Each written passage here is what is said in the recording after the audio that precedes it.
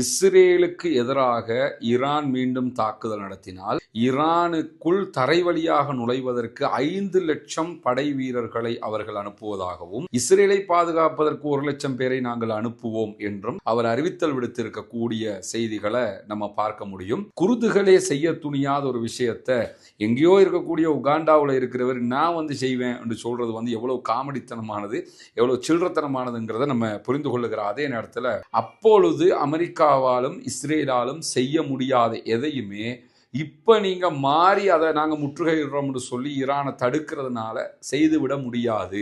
America ரஷ்யாவுடைய சீனாவினுடைய கப்பல்களுக்கு என்ன செய்யும்? இஸ்ரேல் என்ற ஒரு நாடு இருக்கணும்னா எவனோடையாவது சண்டை பிடிச்சிக்கிட்டு இருந்தால் மட்டும்தான் அவங்களால இருக்க முடியும். அதனால இப்ப ஈரானோட சண்டை பிடிச்சு முடிஞ்சுன்னா அடுத்து துருக்கியோட வருவாங்க அப்படின்னு தெளிவாக சொல்லுகிறார். துருக்கியோடையே சண்டை பிடிக்க வருவாங்கன்னா அடுத்து சவுதியோட போக மாட்டாங்களா?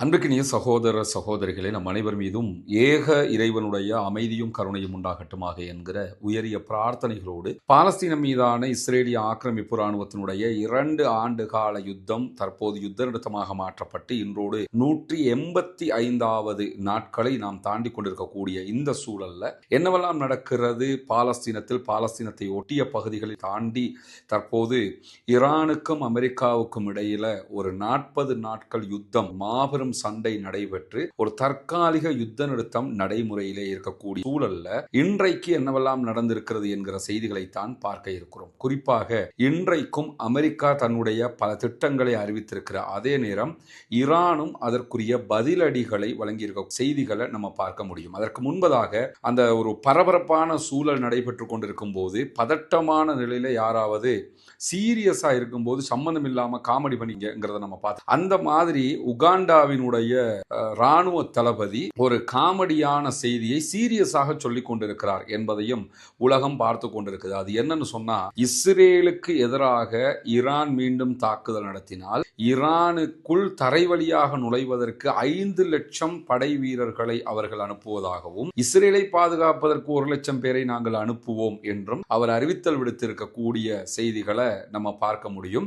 இந்த செய்திகளை பல ஊடகங்கள் வெளியிட்டிருந்தாலும் எந்த ஊடகங்களும் இதை சீரியஸான செய்தியாக எடுத்துக்கொள்ளவில்லை. காரணம் என்ன? இந்த ஆளே ஒரு சீரியஸ் இல்லாத ஒரு ஆளு, இந்த ஆளு அடிக்கடி இது மாதிரி ட்விட்டர்ல உட்கார்ந்துக்கிட்டு காமெடித்தனமாக எதையாவது பேசிக்கிட்டு இருப்பாருங்கிறதுனால அந்த செய்தியை ஒரு சீரியஸாக எடுக்கல. இருந்தாலும் நாம் புரிந்து கொள்ள வேண்டும் என்பதற்காக இந்த செய்தியை சொல்லுகிற அதே நேரத்தில் நமக்கெல்லாம் தெரியும், ஈரானுக்குள்ள தரை வழியாக நுழைவதற்காக இருந்தால் அப்படி தலைவரியாக நுழைய முடியும்னா நுழைவதற்குரிய ஆட்கள் யார் என்று கேட்டா குர்துகள். இவர்கள் முழுவதுமாக துருக்கியினுடைய ஆதரவு பெற்ற படைப்பிரிவுகள்.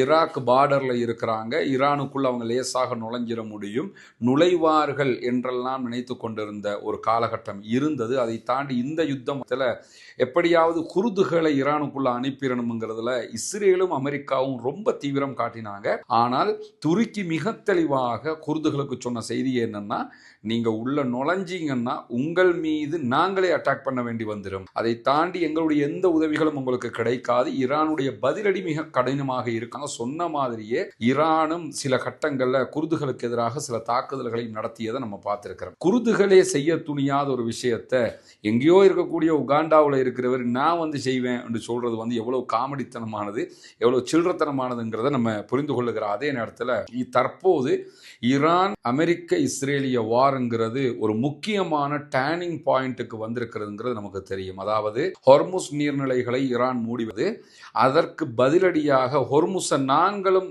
பிளாக் பண்றோம் அப்படின்னு சொல்லி அமெரிக்காவினுடைய கடற்படையை மூவ் பண்ணி இருக்கிறாரு அமெரிக்காவின் டொனால்ட் ட்ரம்ப். இந்த கடற்படை முற்றுகை என்பது ஈரானுக்கானது என்று சொல்லுகிறது அமெரிக்காவும் அமெரிக்காவினுடைய கடற்படையும். ஈரானுக்கானதுன்னா ஈரானுக்குள் செல்லுகிற கப்பல்கள் தடுக்கப்படும், ஈரான்ல இருந்து வெளியேறுகிற கப்பல்கள் தடுக்கப்படும் அப்படிங்கிறாங்க. இது எதற்காக? ஒரே ஒரு லாபத்தை அமெரிக்காவுக்கு ஈட்டி தரும் அல்லது ஒரு மன திருப்தியை அரபு நாடுகளுக்கு ஈட்டி கொடுக்கும். என்ன மன திருப்தியை ஈட்டி கொடுக்கும்னா, எங்களுக்கு பிசினஸ் பண்ண முடியல, ஆனால் எங்கள் மேலே அட்டாக் பண்ணிக்கிட்டு நீங்கள் பிஸ்னஸ் பண்ணிக்கிட்டு இருக்கிறீங்க, இப்போ எங்களாலையும் பிஸ்னஸ் பண்ண முடியலை, உங்களாலையும் பிஸ்னஸ் பண்ண முடியலை, இப்படி ஒரு மன திருப்தியை ஏற்படுத்தி கொடுக்கும். இதே மாதிரி அமெரிக்காவுக்கும் என்ன பண்ணுமென்று கேட்டால், என்னுடைய கூட்டாளிகளுடைய பெட்ரோல் டீசல் எரிபொருட்களை விற்பனை பண்ணுறதுக்கு இந்த வழியாக கொண்டு போகிறதுக்கு நீ இடம் தரலை, என்னுடைய எல்லா தளங்களுக்கும் அடிச்சுக்கிட்டு இருக்கிற, அப்படி இருக்கும்போது இப்போ நாங்கள் பிளாக் பண்ணி வச்சிருக்கிறோம், ஒன்னாலையும் அதை பண்ண முடியாது. இவ்வளவு தான் நடக்குமே தவிர, ஒரு மன திருப்திகரமான வேலை நடக்குமே தவிர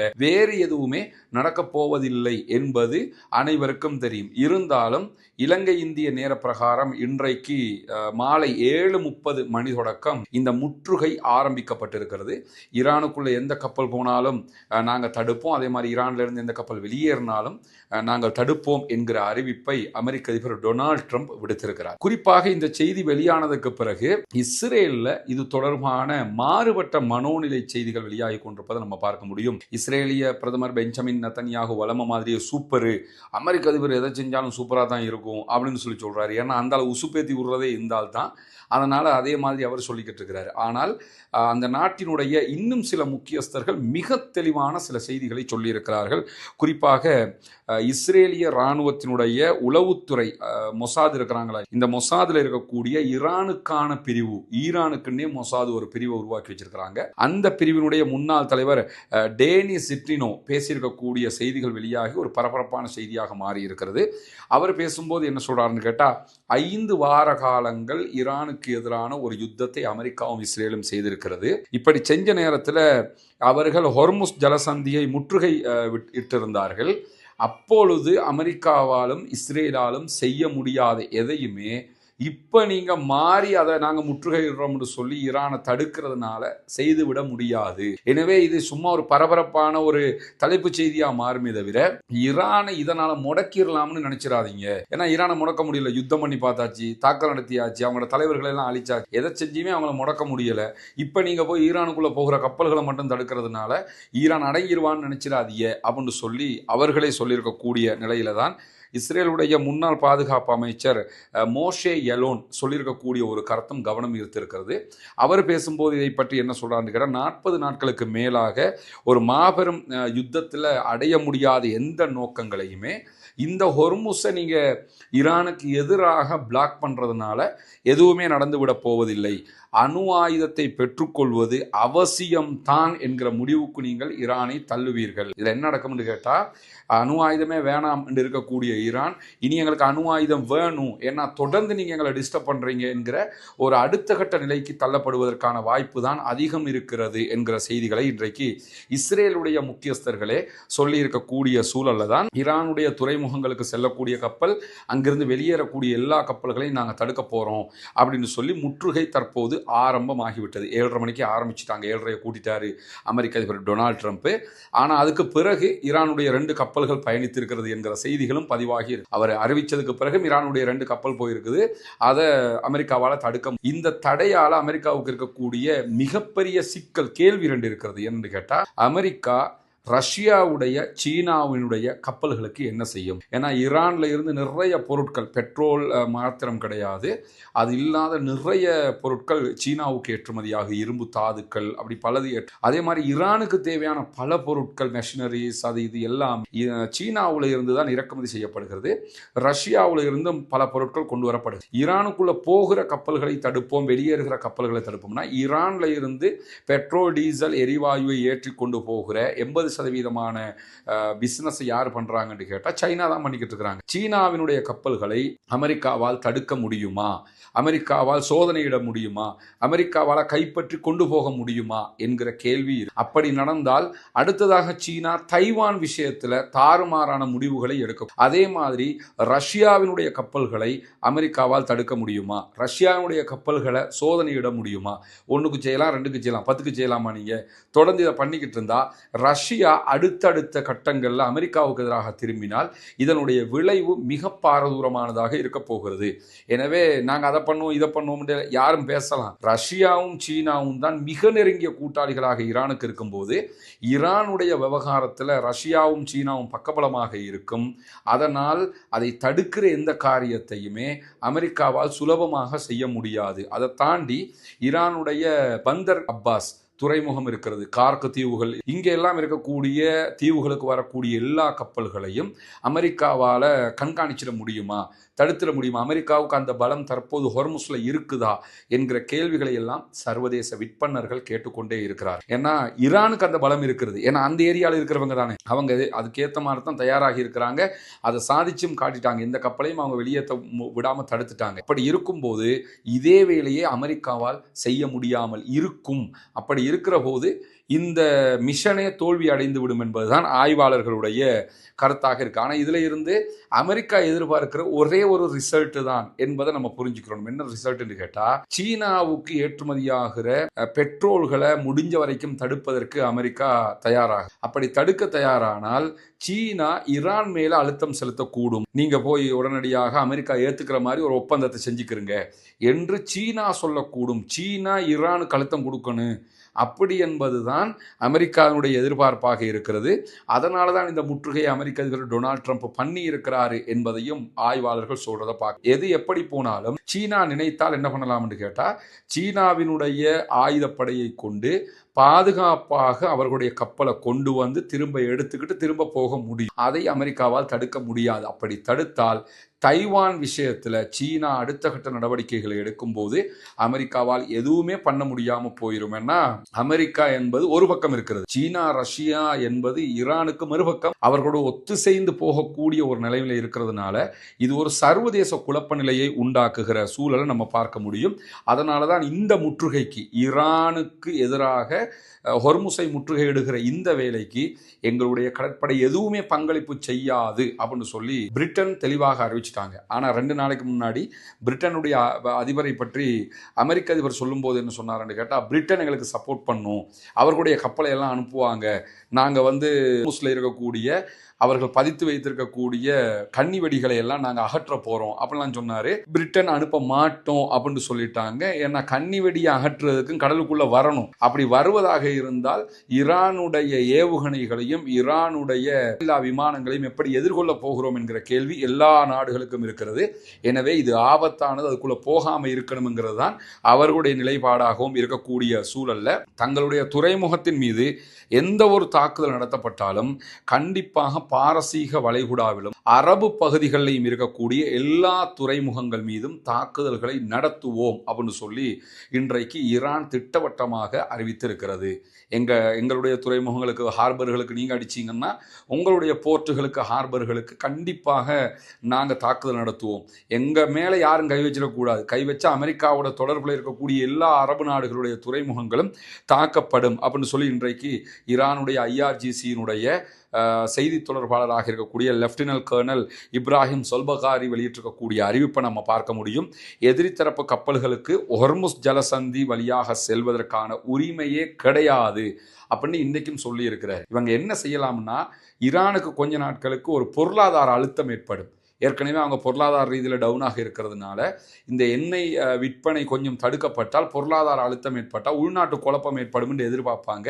ஆனால் அதை ஆல்ரெடி தடுத்து காட்டிட்டாங்க, மீண்டும் அவங்க தடுப்பாங்க. அதனால எந்த பிரச்சனையும் ஈரானுக்கு வரப்போறது இல்லை என்பதும் திட்டவட்டமாக அனைவரும் புரிந்து கொண்டிருக்கக்கூடிய நிலையில தான் ஈரானும் அமெரிக்காவும் இஸ்லாமாபாத் புரிந்துணர்வு ஒப்பந்தத்தை எட்டுறதுக்கு ரொம்ப அங்குல தூரத்தில் தான் இருந்தார்கள் அப்படின்னு சொல்லி ஈரானுடைய ஃபாரின் மினிஸ்டர் அப்பாஸ் அராக்சி இன்றைக்கு தன்னுடைய எக்ஸ் பக்கத்தில் வெளியிட்டிருக்கக்கூடிய செய்தியை பார்க்க முடியும். 47 ஆண்டுகளுக்கு பிறகு இல்லாத அளவுக்கு உயர்மட்டத்தில் ஒரு பெரிய பேச்சுவார்த்தை நடைபெற்றது. சில அங்குல தூரத்தில் தான் நாங்கள் இருந்தோம், ஆனால் அமெரிக்காவினுடைய சில பிடிவாதங்கள் காரணமாக இந்த பேச்சுவார்த்தை ரத்து செய்யப்பட்டு விட்டது, இந்த பேச்சுவார்த்தை முற்றுப்பெறாமல் போய்விட்டது என்று சொல்லி இன்றைக்கு அப்பாஸ் அராக்சி வெளியிட்டிருக்கக்கூடிய அறிவிப்பை பார்க்க முடிகிறது. அதே நேரத்தில் இன்றைக்கு வெளியாக இருக்கக்கூடிய மேலதிக தகவல்களில் ஈரானுடைய பேச்சுவார்த்தைகள் அமெரிக்காவோடு எப்படி நடைபெற்றது, அதில் ஏற்பட்ட முன்னேற்றங்கள் என்ன, அடுத்தடுத்த கட்டம் ஈரான் என்ன செய்ய போகிறது, பாகிஸ்தானில் அடுத்த கட்ட பேச்சுவார்த்தைகள் நடக்குமா இல்லையா என்பது தொடர்பாக இன்றைக்கு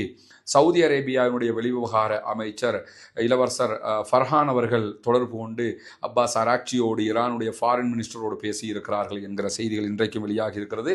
அதே போன்று கத்தருடைய பிரதமரும் நேரடியாக ஈரானுடைய ஃபாரின் மினிஸ்டரோடு தொடர்பு கொண்டு பேச்சுவார்த்தை பேச்சுவார்த்தைகளை நடத்தியிருக்கிறார். இந்த பேச்சுக்களுடைய அடுத்த கட்டம் எப்படி இருக்க போகிறது, உங்களுடைய முன்னேற்றங்கள் என்ன என்பதை எல்லாம் கேட்டு தெரிந்து கொண்டிருக்கிறார் என்கிற செய்திகள் வெளியாகி இருக்கு. இந்த செய்தியிலிருந்து நம்ம புரிஞ்சுக்கிற வேண்டிய ஒரு விஷயம் இருக்கு என்னன்னு கேட்டா, இந்த யுத்தத்துல முழுக்க அரபு நாடுகளுடைய போர்ட்டுகளுக்கு ஈரான் தாக்குதல் நடத்தியது அங்க அமெரிக்காவுடைய தளம் இருந்ததுனால. கத்தர்ல தான் அமெரிக்காவுடைய மிகப்பெரிய உதவி, அதை நோக்கி தாக்குதல் நடத்தினார்கள். UAE மேல தாக்குதல் நடத்தினாங்க, சவுதி தளங்கள் மேல தாக்குதல் நடத்தினாங்க. இங்க எல்லாம் தாக்குதல் நடத்தும் போது சவுதிக்கு அடிக்கிறாங்க, கத்தருக்கு அடிக்கிறாங்க, UAEக்கு அடிக்கிறாங்க, அரபு நாடுகளுக்கெல்லாம் அடிக்கிறாங்க. இவங்கெல்லாம் ஷியாக்கள், சுன்னா பேசுகிற முஸ்லீம்கள் அழிக்க பார்க்குறாங்கன்னு சொல்லி கொஞ்சம் பேர் உடனே கம்பு சுத்த ஆரம்பித்த காட்சியெல்லாம் நம்ம பார்த்தோம். நமக்கு எதிராகவும் சில வீடியோக்களை போட்ட காட்சிகளெல்லாம் நீங்கள் பார்த்துருப்பீங்க. அப்போவும் நம்ம தெளிவாக சொன்னோம், அரபு நாட்டுக்காரன் உங்களோட தெளிவாக இருக்கிறான். இது ஷியா சன்னிங்கிற பிரிவு பிரச்சனையே கிடையாது. அரபு நாட்டுக்காரனுக்கும் தெளிவாக தெரியும் ஈரான் எங்கே அடிக்கிறான்னு, ஈரானுக்கும் தெரியும் நம்ம எங்கே அடிக்கிறோம். எனவே அவங்களுக்குள்ளே இந்த பிரச்சனையில் நீங்கள் ஏன் இந்த பிரச்சனையை இழுத்து போட்டுக்கிறீங்க என்றெல்லாம் கேட்டோம். அதெல்லாம் புரியாமல் ஏதோ பெரிய ஷியா சன்னி பிரச்சனை வந்த மாதிரி என்ன பண்ணாங்கன்னா, தமிழ் உலகத்துக்குள்ளே கொஞ்சம் பேர் அதை பேச ஆரம்பித்த நிலையில் இப்போ என்ன நடந்துக்கிட்டு இருக்குது, உடனே அவங்க என்ன பேச்சுவார்த்தை நடத்தி அமெரிக்கா என்ன சொல்கிறாங்க, நீங்கள் என்ன சொல்லியிருக்கிறீங்கன்னு சொல்லி நேரடியாக சவுதி அரேபியாவினுடைய வெளிவிவகார அமைச்சர் பேசுகிறார், கத்தருடைய வெளிவிவகார அமைச்சர் பேசுகிறார், அரபு நாடுகளுடைய வெளிவிவகார அமைச்சர்கள் அவங்க தொடர்பு கொண்டு அடுத்த கட்டம் என்னன்னு சொல்லி பேசிக்கிறாங்க. அவங்களுக்குள்ள இந்த சண்டை இல்லை, இவங்களுக்குள்ளதான் இவ்வளவு பெரிய சண்டை இருந்த காட்சிகளை நீங்க பார்க்க முடியும். எனவே இதை பொலிட்டிக்கலாக புரிந்து கொள்ள தவறுகிற இடம்தான் இந்த இடம்ங்கிறத இதன் மூலமாகவும் நம்ம உணர்ந்து கொள்ள முடியும். அவர்கள் இதை ஆன்மீக பிரச்சனையாக பார்க்கவே, இதை ஒரு அரசியல் பிரச்சனையாக, பூகோள அரசியல் பிரச்சனையாக பார்த்திருக்கிறாங்க. அதனாலதான் இப்ப அடுத்த கட்டம் என்ன செய்ய போறீங்கிறத நேரடியாக தொடர்பு கொண்டு பேசியிருக்கக்கூடிய நிலையும் இன்றைக்கு உருவாகி இருக்கக்கூடிய நேரத்தில் ஹிஸ்புல்லாக்களை இலக்கு வைத்து தாக்குகிறோம் பேர்வழி என்கிற பெயரில் இன்றைக்கும் லெபனானுடைய சில பகுதிகள் மேல இஸ்ரேலிய ஆக்கிரமிப்பு ராணுவத்தினுடைய தாக்குதல்கள் தொடர்ந்து இருக்கிற அதே நேரம் ஹிஸ்புல்லாக்களும் இன்றைக்கு இஸ்ரேலுடைய சில நிலைகள் மேல மிக முக்கியமான பல தாக்குதல்களை நடத்தி இருக்கிறார்கள்.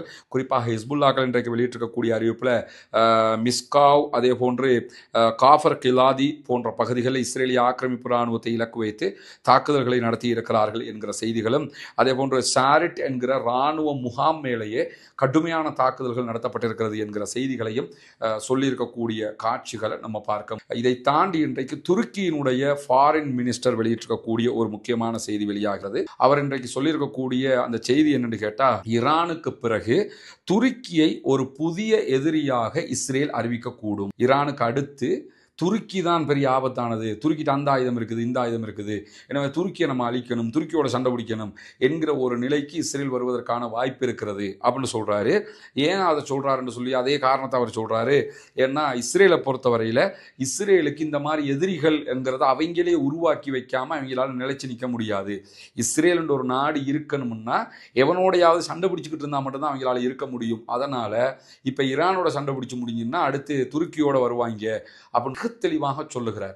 துருக்கியோடையே சண்டை பிடிக்க வருவாங்கன்னா அடுத்து சவுதியோட போக மாட்டாங்களா, அல்லது வேற யாரோடையும் போக மாட்டாங்களா? ஏன்னா நேற்றைய தினம் இஸ்ரேலிய பிரதமர் பெஞ்சமின் நெதன்யாகு ஒரு வரைபடத்துக்கு முன்னாடி நின்று பேசுகிற காட்சிகளை அவரை ஒளிபரப்பு செய்யுங்க.